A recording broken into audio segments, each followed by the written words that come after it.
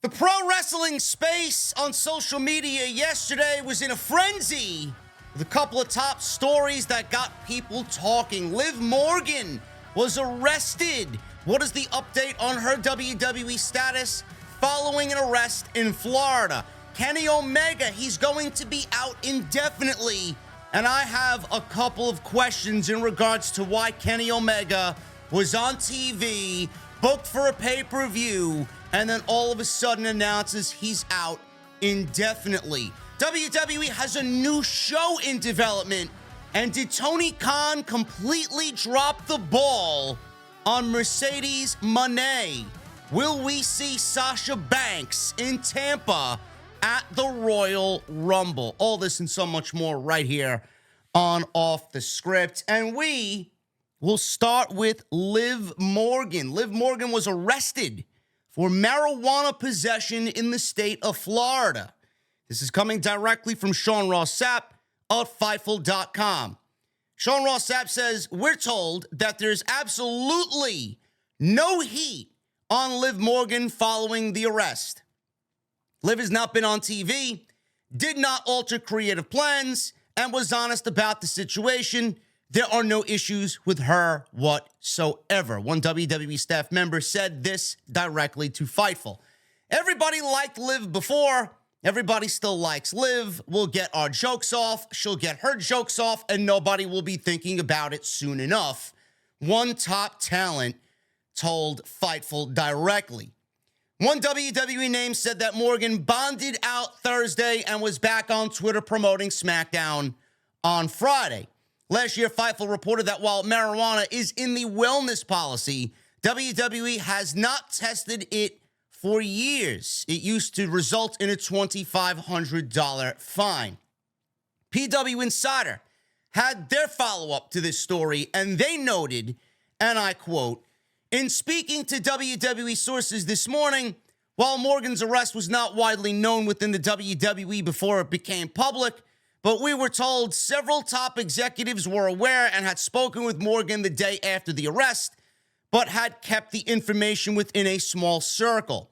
We are told that Morgan had already been penciled in as to when she would be returning to the company storylines in 2024, and currently this is not believed to change those plans, as it should not change the plans. It would be ridiculous if it did. The belief was she would be back in by the build to WrestleMania and was very much in the mix for what we are told is a high-profile program. I'll get to that in a second. We are told that internally within the company, the arrest does not currently appear to have hurt her standing. Morgan's always been well-liked and considered a hard worker, and we are told by sources that while they obviously want the situation to be resolved as soon as possible, it's not an issue that's currently going to put her in danger of being released. As several have pointed out to PWInsider.com, there have been talents with DUI arrests that have remained with the company. just to name one or two there. And Morgan was not charged with anything as serious criminally as a DUI. One story making the way in the company is that the vape pen that was found in the Jeep that she was driving, which allegedly contained a synthetic substance that Morgan was charged with possession of, actually belonged to someone else, but had been left in her Jeep. We are told WWE is awaiting the legal process to play out. Morgan is slated to be officially arraigned in February in Sumter County, Florida. And that is the latest there from PW Insider. You know, I know a lot of people are making this to be a big deal. What's going to happen? Is this going to ruin her standing? Clearly, you heard it from Sean Ross Sapp, and you heard it from Mike Johnson of PW Insider. Nothing is going to happen. I think a lot of people are asking the question, and listen, you know, every state has their laws and regulations. This is the law and regulation in the state of Florida. I mean, I could walk in Manhattan and I could come across 3 or 4 different vape shots within a fucking 2-mile radius. I mean, it is what it is, man. You know, marijuana pop-up shops in the city. It is what it is. Some states allow it, some states don't. I think a lot of people are asking, well, It's now legalized in many states. What is taking so long? Why are we still pulling people over for this in states like Florida? You know, it's just a wrong time, wrong place situation for Liv Morgan. You know, I don't know if she knew of the laws and regulations in the state of Florida. I don't know. Who knows if she was, I don't want to say, you know, clearly the report said maybe she was, you know, intoxicated in some way with the substance. You know, never get behind the wheel while you're smoking marijuana. I don't know. I don't know why the cop pulled her over, if she was speeding, what she did to get pulled over. I mean, who knows? I mean, I get pulled over all the time just for the sake of the car I'm driving, and I'm doing the speed limit, and they still give me a fucking ticket telling me that I did 20 miles over the speed limit. Like, what the fuck are you talking about? You know, you get pulled over for any reason. They'll find any reason to pull you over. It was just a wrong time, wrong place situation for Liv Morgan. Now, getting back to the fucking meat of the matter here, it's not going to affect her creative. It's not going to get in the way of what WWE already had planned for her, which right now, she's going to be in the mix for WrestleMania. And right now, it's going to be a high-profile program. If we know anything about Triple H, Liv Morgan was put out by Rhea Ripley. Could we potentially be looking at Liv Morgan coming back at the Royal Rumble and winning the Royal Rumble, the Women's Royal Rumble, that is, to wrestle Rhea Ripley at WrestleMania? I know there are a large pocket of fans that want to see this play out because it is LTB. It is long-term booking. I just have a difficult, you know, understanding, or I find it to be difficult to think that Liv Morgan coming back, winning the Royal Rumble, putting her in a high-profile match at WrestleMania with Rhea Ripley for the WWE Women's World Championship at the 40th anniversary of WrestleMania.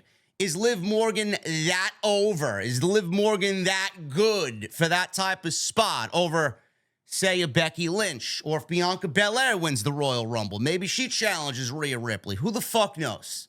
WWE is going to want the biggest high-profile matches to take place at this show, being that it's WrestleMania 40 and being that it's the first WrestleMania under the Endeavor umbrella.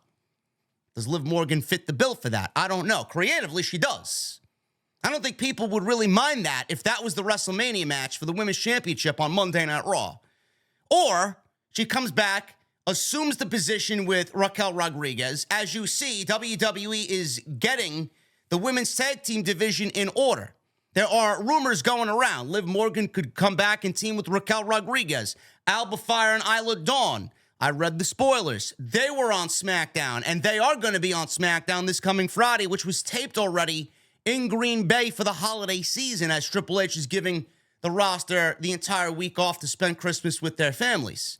We have Casey Catanzaro, or Katana Chance, and Casey Catanzaro and Kaden Carter.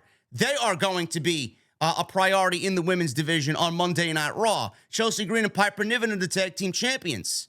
Sasha Banks is rumored to come back and be teaming with Bayley. We got the Kabuki Warriors back together, operating under Damage Control, Kairi Sane and Asuka. So it looks like there is some resuscitation here to the women's tag team division. Does she fit into those plans?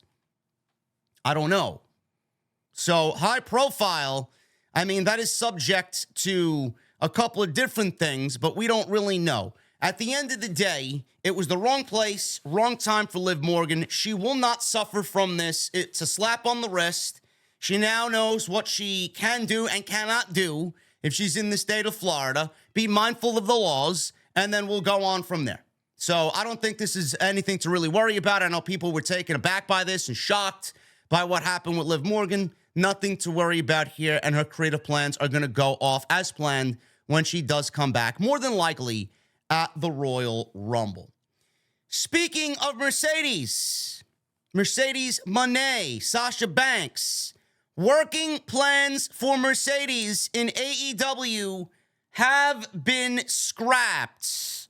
The countdown is on for Mercedes' return to the ring from injury, as she posted on social media, and everybody's excited about getting this woman back on television. However, it doesn't appear it will happen for All Elite Wrestling. Mercedes had been expected to make her AEW debut when she's back as the former WWE star was seen on camera in the crowd at All In at Wembley as Tony Khan's VIP guest. It was believed that she would have debuted with the company already at the TD Garden when they held Blood and Guts. That episode of Dynamite was held in Boston, Massachusetts. If she had not been injured during a match to crown the inaugural New Japan Pro Wrestling Strong Women's Champion. She later had surgery for a broken ankle several months ago. Sean Ross Sapp of Fightful Select reported in a Q&A that the working plans for Mercedes and AEW have indeed been dropped. He also killed a rumor about Monet wanting big money from WWE for a return. He says, and I quote, "So a lot of times you'll see me get frustrated with irresponsible aggregation. And that happened very heavily, specifically on Facebook with a Sasha Banks story. Sportskeeda ran an article and nobody reached out to me or anything to clarify any language, which is always a possibility. But it got aggregated by like dozens of Facebook accounts that said that I claimed that Mercedes/Sasha was demanding huge money from WWE. I have not heard anything of talks with WWE. What I said is I heard that the number that she's after is a lot, and if I were WWE, I would pay it. I didn't say who or what kind of talks were happening, and that type of context is very, very important. But I have not heard of any ongoing talks with them for return or anything like that. So it's a little bit frustrating in that regard, but I haven't heard anything lately. Besides that, the once working plans for AEW and Mercedes are no longer working plans." End quote. Did Tony Khan fumble the ball with Mercedes? I don't know. Now, if you're an AEW fan, an AEW elitist, and you're expecting this to happen or had hopes of this happening, you need to understand one thing and one thing perfectly clear. Mercedes, if she was not injured, she probably would have already been in AEW. What type of contract? Nobody knows. 6 months, a year, a handshake agreement. Would she be working New Japan with sporadic dates in AEW? Nobody knows. The fact that she was at All In means that Tony Khan was in discussion with Mercedes to bring her on in and have her integrated into his women's division. Now that's not happening. I don't know why you AEW elitists, you AEW superfans out there would expect Mercedes to go to AEW now when Triple H is resuscitating his women's division. Triple H is completely in charge of WWE Creative. And the reason why Mercedes and Trinity left WWE in the first place were because of Vince McMahon and John Laurinaitis, who are no longer there. Vince McMahon's not a part of Creative. He's working with Ari Emanuel on the business side, and Triple H is completely with his team now running Creative. Why would you expect Mercedes to go back to AEW when things are drastically changing in WWE for the better? And basically, at the end of the day, that is her home. She's a Triple H, Paul Levesque girl. That's what she is. She was born and bred in the NXT system. Her best friend works there. Her husband works there. So why would you expect her to go to AEW if this door is wide open for a return? She didn't sign a contract. As far as we know, she didn't sign a contract. It was a handshake agreement or a verbal agreement. Nothing was signed. Nothing was put pen to paper. She's going back to WWE. More than likely will return in the Royal Rumble with solid plans that are perfect for her return. She's one of the best, if not the best, female professional wrestlers in the United States, maybe the world. She deserves to be on TV and in the biggest role possible. With Charlotte Flair now being out for the majority of 2024, Sasha Banks coming on in, that is a huge deal for WWE to nail someone like that down because you can't replace Charlotte's star power. You can with Mercedes, though. Back in WWE she goes. And I know a lot of AEW fans are going to be looking at this news. Why didn't she join AEW? She's a traitor, blah, blah, blah. How could she do this? Well, blame Tony Khan and blame AEW for their shortcomings. If they created a division that was very lucrative and very creative and fucking good for Mercedes to jump on into that didn't lack direction and fucking priority and didn't lack care, maybe Mercedes would go over there and not think about it at all. Maybe she wants to continue doing New Japan. Tony Khan would allow her to do that. But the money now that Triple H is going to be offering her to come back, which he did not have a hand in, the money that Sapp was talking about with Mercedes, the money that she wasn't offered, was directly told to her by John Laurinaitis and Vince McMahon. It was a different administration. Triple H and his administration and that management didn't have anything to do with giving Mercedes the money that she wanted. If she wanted that money and Triple H was in charge, I'm sure they would have came to a deal. Vince McMahon and Bruce Pritchard and John Laurinaitis did everything they could to drive that woman out, make her unhappy, lie to her, and just take her for granted. Mercedes was never at the top of the priority list for that administration. They never looked at Mercedes like they looked at Becky or like they looked at Charlotte. This is just the fact of the matter. So now we have a situation that Mercedes going back to WWE. Creative is there. Money's going to be there. The spot is going to be there. Why wouldn't she go back? What is for her in AEW? To do what? Jamie Hayter's not back. Toni Storm is the only bright spot on TV. Thunder Rosa is there. She's cleared to go. She's not back on television yet. Well, what is there for her to do? There's nothing there. There's no story. There's zero stories in the women's division with no sign of any stories. I don't really understand why everybody's making this a big deal. Oh, she's not going to AEW? How could she? What are they offering her? What are they offering her outside money? Sure, money, great. Triple H can do the same thing. What Triple H is offering her is much more valuable than what Tony Khan and AEW are going to be offering her. She'll be in the Royal Rumble, and she'll be at WrestleMania with Bayley when Bayley gets kicked out of Damage Control. No doubt about it. That's where she'll be. And if things played out in AEW's favor and she didn't get hurt, she would be with All Elite Wrestling right now. Just another situation where it was shitty timing and Tony Khan didn't really do anything to make his division better and exciting for this woman to say, you know what, I'm going to give you guys a shot over WWE. I could always go back there whenever I wanted. I want to be here for the next couple of years and maybe build this division and start a whole new revolution. He didn't even take the steps to do that for her. Imagine that. So when they lose Mercedes to WWE, they got nobody to blame but themselves. WWE bringing back an old pay-per-view theme for an upcoming show. This was pretty exciting. WWE's brought back past pay-per-view themes for NXT over the years. No Mercy, Halloween Havoc, The Great American Bash.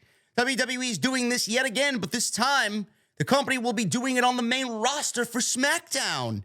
WWE's giving talent and crew off next week for Christmas and taped the December 22nd episode in advance. During the taping, AJ Styles, Randy Orton, and LA Knight, they came out to make their case to face Roman Reigns, and a triple threat match was booked for New Year's Revolution. So we have a themed show for SmackDown next week. The winner of this triple threat match would get Roman Reigns for the Undisputed Universal Heavyweight Championship at the Royal Rumble, as I predicted on SmackDown's post-show last night. WWE held 3 New Year's Revolution events, 2005, 2006, and 2007. The first show was headlined by Triple H versus Batista versus Randy Orton versus Chris Jericho versus Chris Benoit versus Edge in an Elimination Chamber match for the vacant World Heavyweight Championship with Shawn Michaels as the special guest referee.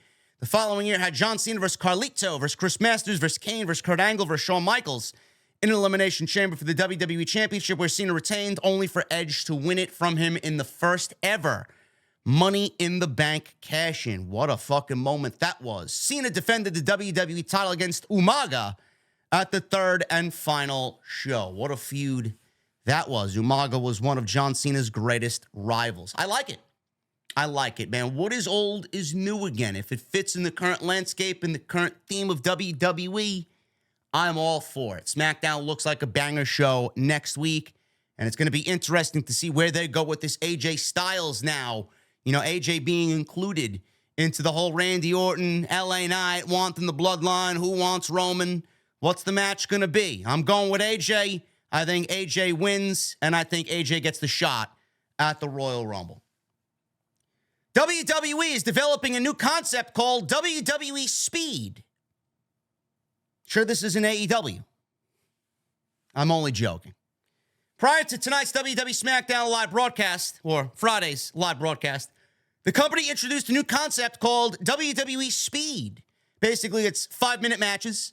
During the first WWE Speed match, Bronson Reed defeated NXT's Nathan Frazier, and Cedric Alexander defeated Axiom.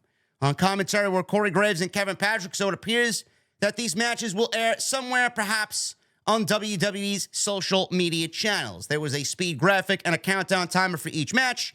Wrestlers from all brands were featured on the LED boards around the ring. Doesn't sound like anything I would be interested in. I don't even know why this would be made into a thing, to be quite honest with you. If it's something for social media like TikTok or Instagram, Twitter, X, I guess it's fine.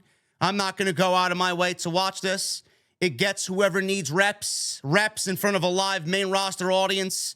And under those circumstances, when they test you on basically everything, I guess it's a good generalization as to who's ready, who's not ready, who can handle what, who can't handle what. So I guess it works in some way. Plus, you get Kevin Patrick on commentary, who's fucking awful at his job. He's just painful to listen to. Maybe it gets him some more reps to maybe get better at what he's got to do because they eventually want him to take over. I don't really know why. But WWE Speed. Look for it on WWE social media accounts in the near future. It looks like they're taping shows. And with Kevin Patrick and Corey Graves on commentary, it looks like it's going to be a real thing. It's just not my cup of coffee. And finally, guys, AEW suffers another major injury, where we already have MJF potentially looking at time off. And who knows what's going to happen with his world title run at World's End. Adam Cole is injured. And now we're looking at Kenny Omega out indefinitely from AEW in-ring action. Kenny Omega announced on X that he will be out indefinitely. He posted, and I quote, "I can't really sugarcoat this. I'm out indefinitely. I tried to keep pushing past the pain for as long as I could until it became too much. Luckily, doctors caught me when they did. I'll be here, so in the meantime, please enjoy wrestling." Kenny Omega apparently is suffering from diverticulitis. How serious? I don't know. It could be, I think the diagnosis is anywhere between 12 weeks to 6 months.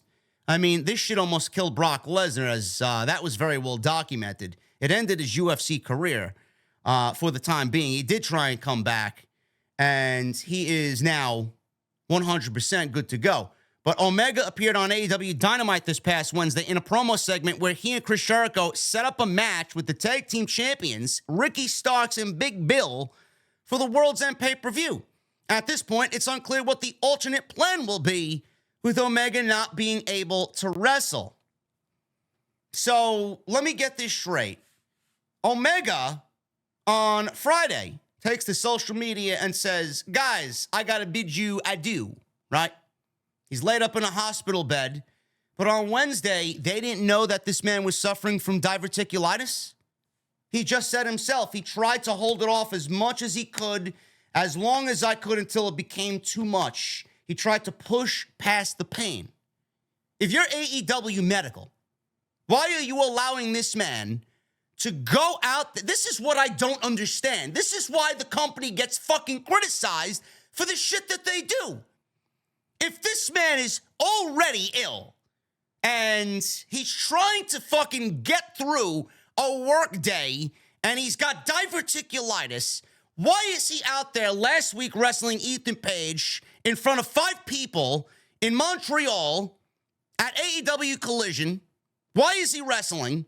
And then why is he on Wednesday botching a promo, completely looked out of his mind, just completely loopy, and then you proceed to book him in a match where you already probably know he's not going to be able to take part in the match? So you advertised the match, booked the match, and now the match can't go on as scheduled because Kenny Omega is going to be out for the rest of the year on into 2024 with diverticulitis. And then you want to know why the company is criticized for the decisions that they made. I don't know. Is this a reason why he missed the Continental Classic? I don't know. I don't know when this became a thing. It might have been a recent thing. It might have been as of a week ago, 2 weeks ago. We don't know. But Kenny Omega, without Kenny Omega on TV, without MJF potentially after the pay-per-view, without Adam Cole, I mean, AEW is looking at a trifecta of injuries here that it just comes at an awful fucking time for Kenny Omega to be out. I mean, it seemingly looks like the company can't catch a fucking break.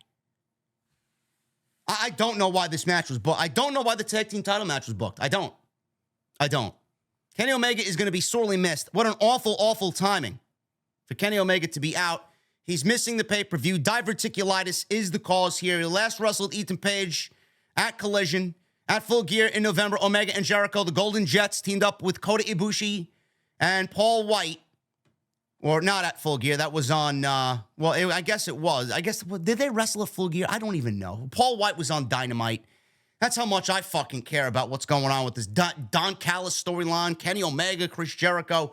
It was on Dynamite. They did that little Sega street fight where they defeated Brian Cage, Konosuke Takeshita, Kyle Fletcher, and Powerhouse Hobbs in a street fight. Listen, man, best wishes to Kenny Omega. Hopefully he gets back in the ring sooner rather than later. It is good to go. AEW needs Omega at the top of the card, man. We talked about Omega and his importance to the show. Plug him in anywhere, and he's going to make it work. He should be as a single at the top of the card, wrestling for the biggest prize in the most fucking biggest matches that they could possibly put on. He should be in the biggest storylines. That's the type of guy you got in Kenny Omega. Why he's delegated to fucking Chris Jericho, tag team titles, the Golden Jets, all this other shit. Fucking Don Callis storyline, which has taken a hiatus, a back seat. I don't even know what the fucking story is anymore. You just can't do that. Take 6 weeks, 7 weeks, 8 weeks off and then go back to it because now they're going to win the tag team titles and more than likely defend and win those titles against the Don Callis family. We talked about this on Wednesday's Dynamite. So what does Chris Jericho do now? Does he find a new tag team partner? Does he go find Kota Ibushi as his tag team partner? Does he call up Big Show? Imagine that. We'll get Jericho back on AEW television. That's exactly what we need. Let me stop. Anyway, guys, I'm getting out of here. Hopefully you enjoyed today's video. If you did, please hit that thumbs up. Let me know what you think of all the top stories down below in the comment section. Go check out all the other content on the channel. There is plenty of it. And please hit that subscribe button down below. Turn on the bell for more notifications. And I will be back with more news right here on OTS. Enjoy your Saturdays, guys, and I'll see you back tomorrow with more right here on OTS.